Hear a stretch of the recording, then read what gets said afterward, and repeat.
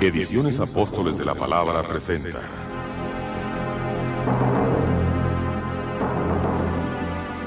la Iglesia Católica y las sectas protestantes. Un mensaje del Padre Flaviano Amatulli a las comunidades católicas.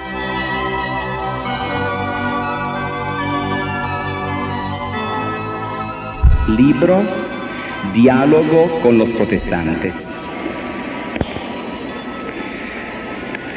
Según los hermanos separados, toda la revelación está en la Biblia.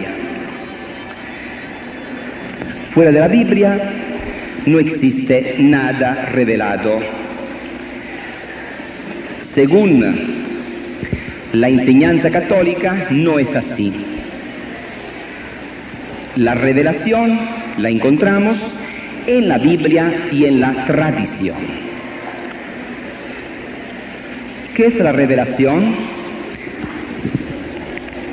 Es la manifestación de Dios y del plan de Dios acerca de la salvación. Contiene enseñanzas y mandatos. Existe una revelación natural y una revelación sobrenatural. Revelación natural: Dios, mediante la creación, mediante todo lo que nos rodea, lo que vemos, se manifiesta, se da a conocer.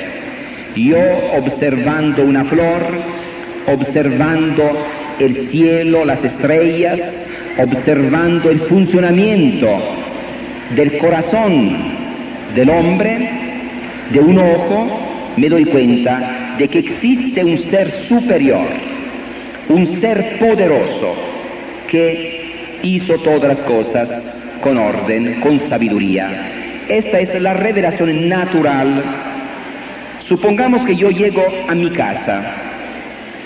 La puerta está cerrada, yo tengo la llave, abro, entro, nadie está en la casa, pero yo quiero saber si mis hermanos ya dejaron la casa o todavía viven. ¿Qué hago? Observo la casa, veo que sobre la estufa hay una olla con frijoles, veo que sobre la mesa hay platos con cucharas, todo. Entonces, ¿qué pienso? ¿Mis hermanos viven en la casa o ya no viven? Claro que viven y pronto van a llegar.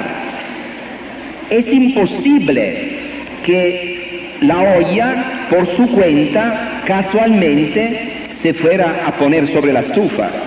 Es imposible que la estufa se prendió casualmente. Casualmente se pelearon dos cerillos y se prendió la estufa.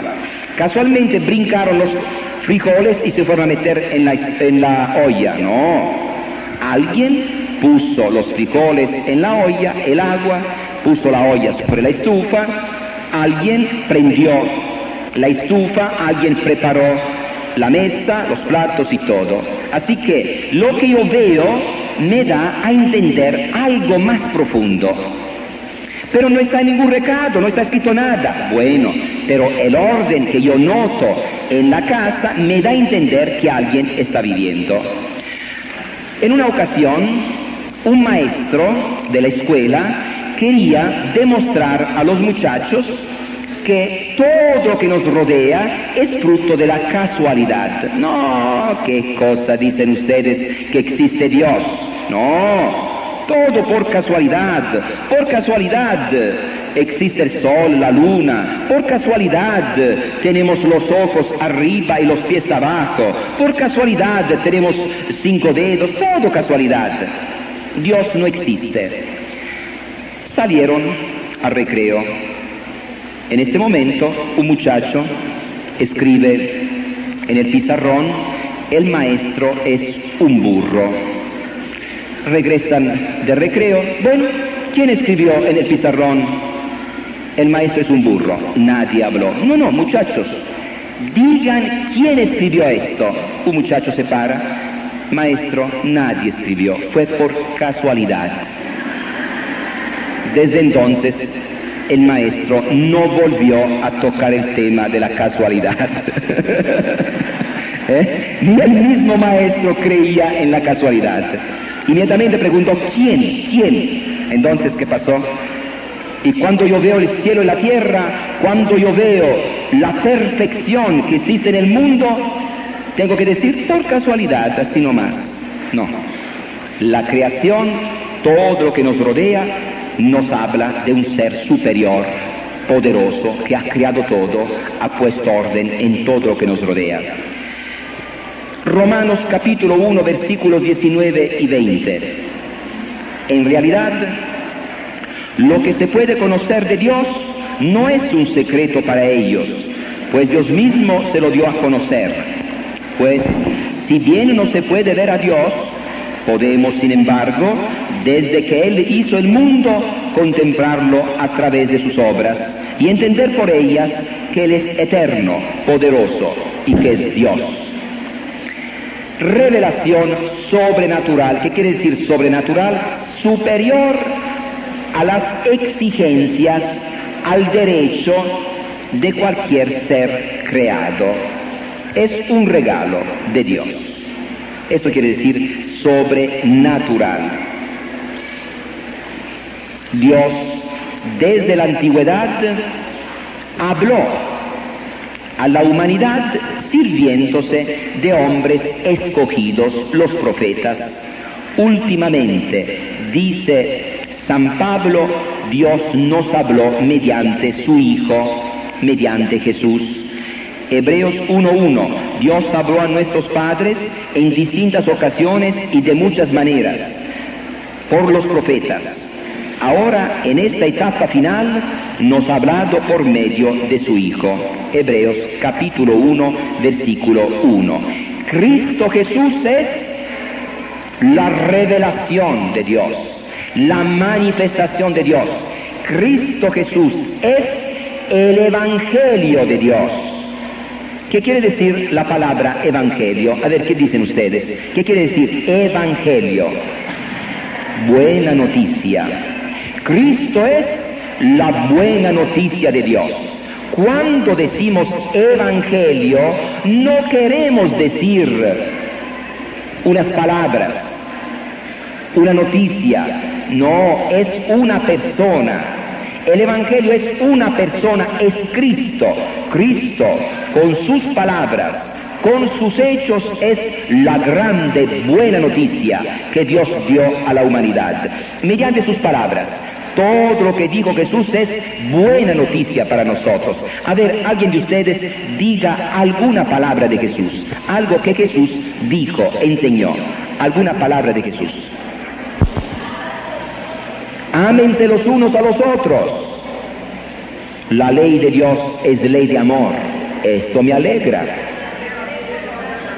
La paz les doy. Muy bien. Todo esto es para nosotros buena noticia. No nos asusta, nos alegra, nos da alegría saber que Cristo quiere que tengamos la paz. Y Él trae la paz, Él trae el amor.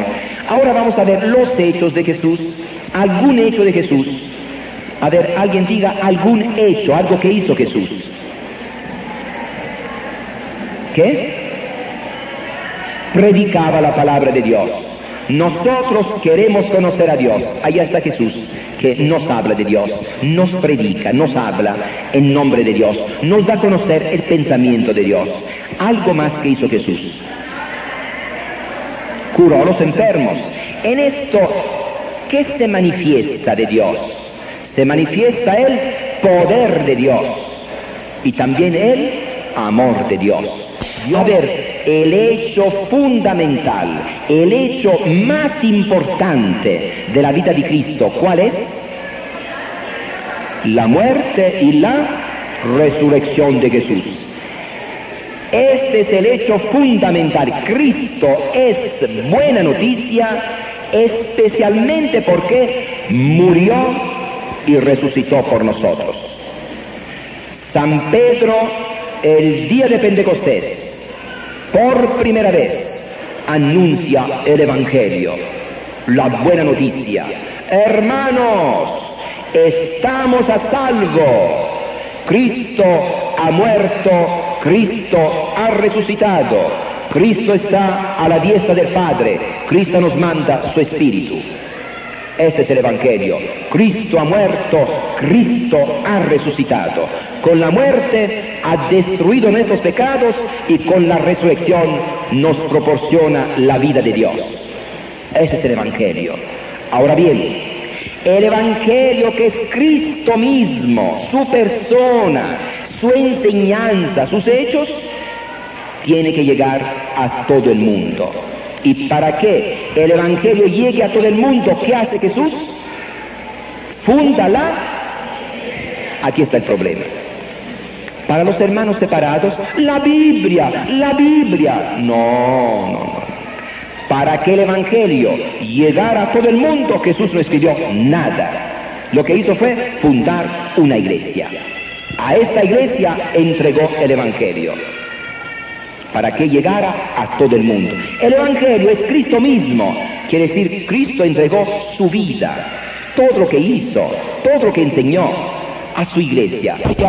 Por todo el mundo y prediquen el Evangelio a toda criatura. Marcos 16:15. Dicen los hermanos separados, ¿vieron? Vayan por todo el mundo y prediquen mi Evangelio. Esto quiere decir, prediquen la Biblia. No digan tonterías. Cuando Jesús dijo, prediquen mi Evangelio, ¿qué quería decir? ¿Prediquen la Biblia? No. Dicen ellos, ¿cómo no había la Biblia? Claro, había el Antiguo Testamento. El mismo Jesús predicaba, hablaba, citaba el Antiguo Testamento. No digan tonterías. Jesús no dijo, vayan por todo el mundo y prediquen el Antiguo Testamento. No, prediquen mi Evangelio. Quiere decir, vayan por todo el mundo y hablen de mí, que soy el Evangelio de Dios, la buena noticia de Dios. Vayan por todo el mundo y hagan que yo esté presente, vivo, actuante en el mundo. Yo soy el Evangelio, yo soy la salvación.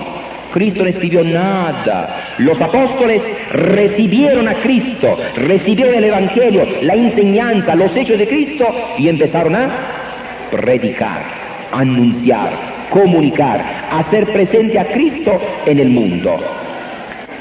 1 Corintios capítulo 15, versículo 3. Lo que a mí me enseñaron, yo se lo enseñé a ustedes.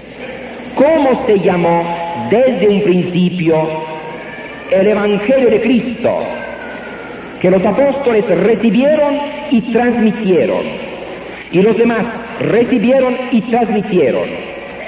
Se llamó tradición. Tradere, entregar, entrega.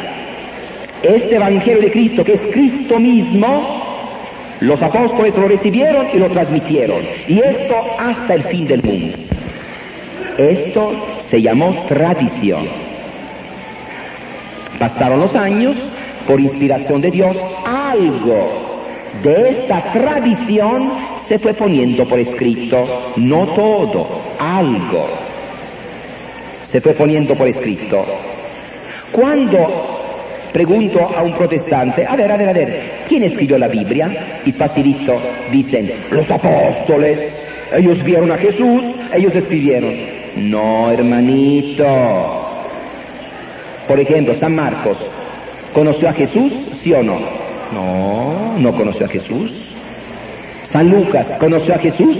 No. San Pablo, ¿vio a Jesús? No. Cuando Jesús predicaba, hablaba, no. Entonces, ¿qué es lo que ellos escribieron? La tradición, lo que se enseñaba en las iglesias, lo que se predicaba.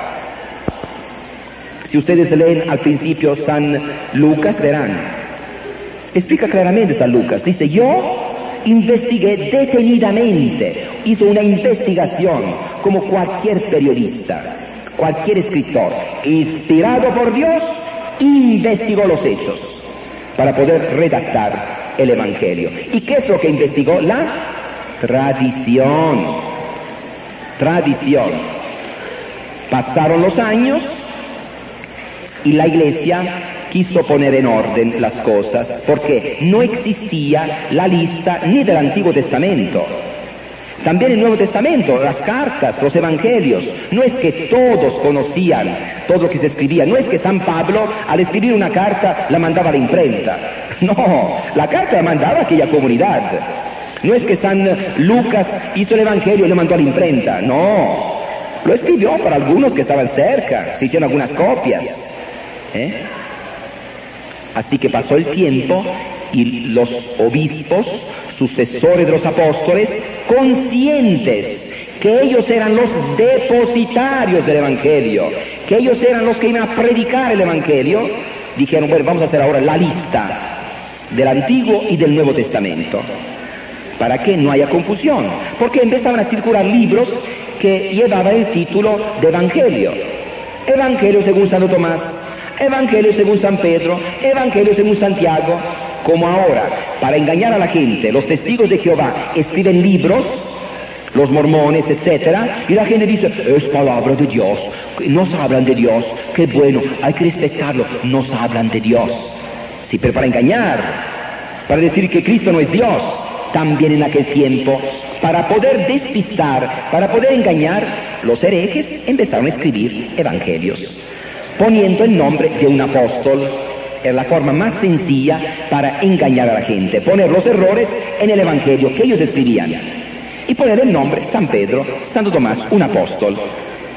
Así que la Iglesia hace la lista, año 392, 397, hay algunos concilios y allá se decide la lista. Pero sobre algunos libros había cierta duda.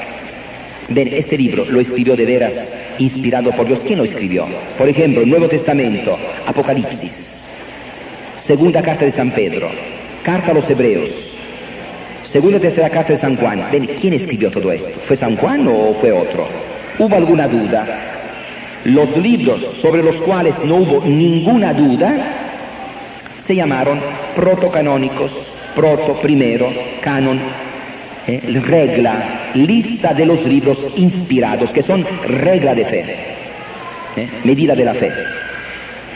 Después se hizo otra lista.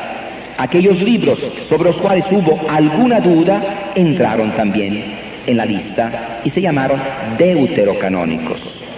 Libros del Antiguo Testamento y del Nuevo Testamento. Antiguo Testamento, 7 libros. Después en los libros que tenemos aquí buscan la palabra deuterocanónicos, protocanónicos y ya está la explicación. Porque los protestantes aceptaron la lista de la Iglesia Católica respecto al Nuevo Testamento, protocanónicos y deuterocanónicos. ¿Y por qué no aceptaron los 7 libros deuterocanónicos del Antiguo Testamento? Precisamente basándose en la opinión de los judíos.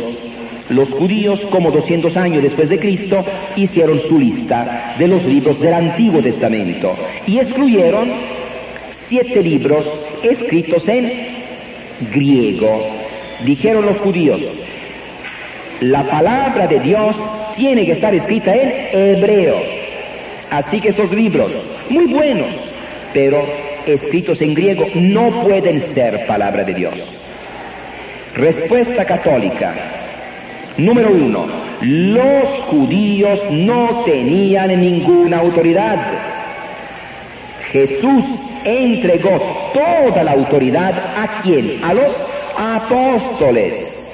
No dijo, lo que se refiere al Antiguo Testamento, los judíos, lo que se refiere al Nuevo Testamento, los apóstoles. No, todo poder fue entregado a su iglesia, a los apóstoles. Número 2, el razonamiento que hacen los judíos no tiene validez. ¿Por qué? Porque si es cierto que todo tiene que estar escrito en hebreo, lo que está escrito en otro idioma no puede ser palabra de Dios, entonces todo el Nuevo Testamento no podría ser palabra de Dios, porque todo el Nuevo Testamento está escrito en griego. Los protestantes precisamente aceptaron la lista que hicieron los judíos 200 años después de Cristo, así que su lista no tiene validez. Pero lo más importante es que aceptan completamente la lista católica sobre el Nuevo Testamento. Entonces, ¿cómo es que rechazan, por ejemplo, el Evangelio según San Pedro, el Evangelio según Santo Tomás, el Evangelio de los Hebreos? ¿Por qué? Basándose en la Iglesia Católica, que tomó esta decisión. ¿Se puede entonces aceptar la Biblia y rechazar a la Iglesia que formó la Biblia? Ahí está el error. Si la Iglesia Católica es mala, está equivocada, es un error, ¿y por qué entonces aceptan la Biblia? Cuya lista la hizo la Iglesia Católica. Aceptan el Evangelio preparado por la Iglesia Católica. Ahí está el error de los hermanos separados. Vamos a ver ahora, brevemente, donde se dice que al escribirse la Biblia, no todo fue escrita la revelación en la Biblia, donde se habla de Biblia y tradición al mismo tiempo. Página 43 del libro Diálogo con los protestantes. Juan 21-25, Jesús hizo muchas otras cosas. Si se escribiera una por una, creo que no habría lugar en el mundo para tantos libros. No se escribió todo. Y San Juan escribió el último evangelio. Así que San Juan sabía lo que ya se había escrito antes. Filipenses 4:9. Todo lo que han aprendido, recibido y oído de mí, todo lo que me han visto hacer, háganlo. No dice, hagan solamente lo que está escrito. No, hagan también lo que han visto, lo que han escuchado, lo que han oído. Esto quiere decir la tradición. Lo que aprendiste de mí, confirmado por muchos testigos, confíalo a hombres que merezcan confianza, capaces de instruir después a otros. Segunda Timoteo, capítulo 2, versículo 2. Yo te enseñé a ti, tú enseña a otro, este enseña a otro hasta el fin del mundo. Esto es la tradición. No dice San Pablo, tú enseña solamente lo que yo te escribí. No, lo que yo te enseñé, tú enséñalo a otro. Y una cita muy importante, Segunda Tesalonicenses, capítulo 2, versículo 15. Así pues, hermanos, manténganse firmes y conserven las tradiciones que han aprendido de nosotros de viva voz o por escrito. Tradiciones, guarden las tradiciones. Al principio había pura tradición. Con el tiempo parte de la tradición se escribió, no todo. Así que empezó a existir con el tiempo parte de la tradición primitiva escrito y otra parte que se sigue predicando. Y San Pablo dice, lo que yo te escribí y lo que yo te dije de viva voz. Las dos cosas son revelación, son la continuación de la tradición primitiva. Es como un río. Hay un río. A un cierto momento parte del río se congela, pero otra parte sigue fluyendo. La parte congelada es la Biblia, pero sigue fluyendo. Y en cualquier momento la parte congelada se diluye, todo es tradición. Por ejemplo, algún día algún gobierno destruye todas las Biblias en una región, en un estado. Los protestantes pueden seguir adelante sin tener una sola Biblia, ¿sí o no? Según ellos, todo está en la Biblia. Le quitan la Biblia y ¿qué? Si durante 1000 años en una nación no existe ni una sola Biblia, los protestantes ya están muertos. No tienen la palabra de Dios. Nosotros católicos, ¿podemos estar durante 1000 años sin una sola Biblia, sí o no? Tenemos toda la revelación. Pero ¿cómo? Yo estaré con ustedes todos los días hasta que termine este mundo. Esta es la tradición. Cristo, Evangelio de Dios, presente en su iglesia, mediante su Espíritu. Aquí está la tradición. Siempre estará la tradición. Puede no estar la Biblia, pero siempre estará la tradición. Pero Jesús condenó las tradiciones. Marcos 7:14, tradiciones de hombres que están en contra de la revelación. En este caso, Jesús condena esta manía de los judíos, de los fariseos, de tergiversar la palabra de Dios, cambiar. Cuarto mandamiento, honra a tu padre y a tu madre. Y ellos que dicen, bueno, pero si tú consagras al templo tus bienes, no estás obligado a ayudar a tus padres. Cuando es una tradición de hombres que está en contra de la ley de Dios, que dice, honra a tu padre y a tu madre. Antes de dar dinero al templo, tienes que ayudar a tu padre y a tu madre, porque esta es una ley, ayudar a los papás. Esta es tradición de hombres, que está en contra de la ley de Dios. Esta es cosa mala. Pero cuando nosotros católicos hablamos de tradición, quiere decir el Evangelio de Cristo, que se transmitió desde Cristo y los apóstoles y llegará hasta el fin del mundo. No estamos hablando de costumbres, no estamos hablando de tradiciones de hombres, sino del mismo Evangelio de Cristo. ¿Quién interpreta la Biblia y la tradición? El magisterio de la Iglesia. Cristo encargó a los apóstoles para que llevaran el mensaje hasta el fin del mundo, como jefes de su Iglesia. Así que estos interpretan sea lo que está escrito y sea lo que se está predicando. Son los maestros auténticos. ¿Por qué? Sea en la Biblia, sea en la tradición, puede haber también opiniones personales, puede haber también costumbres, creencias. La misma Biblia presenta costumbres. La manera de sepultar a la gente, por ejemplo, la manera de comer, son costumbres que están en la Biblia. Hay creencias. Pensaban que el sol daba la vuelta alrededor de la tierra. Es una creencia que está en la Biblia. Pero no porque está en la Biblia es una enseñanza, no. Y lo mismo en la tradición. Por ejemplo, el limbo, que es una opinión de teólogos, que está presente. Pero es una opinión nada más, no es una enseñanza. La jerarquía de la Iglesia distingue lo que es opinión, lo que es enseñanza, lo que es creencia, en todo lo que está en la Biblia y también en la tradición. Los dogmas que son verdades que proclama la Iglesia para todos los tiempos, para todos los cristianos, los discípulos de Cristo. No es que la Iglesia inventa los dogmas, los proclama, no los inventa. Por ejemplo, 1054, dogma de la Inmaculada Concepción. La Iglesia no inventó, proclamó este dogma que ya estaba en la tradición. Hay documentos antiguos que hablan de esto. En un cierto momento hay ciertas dudas, se proclama el dogma.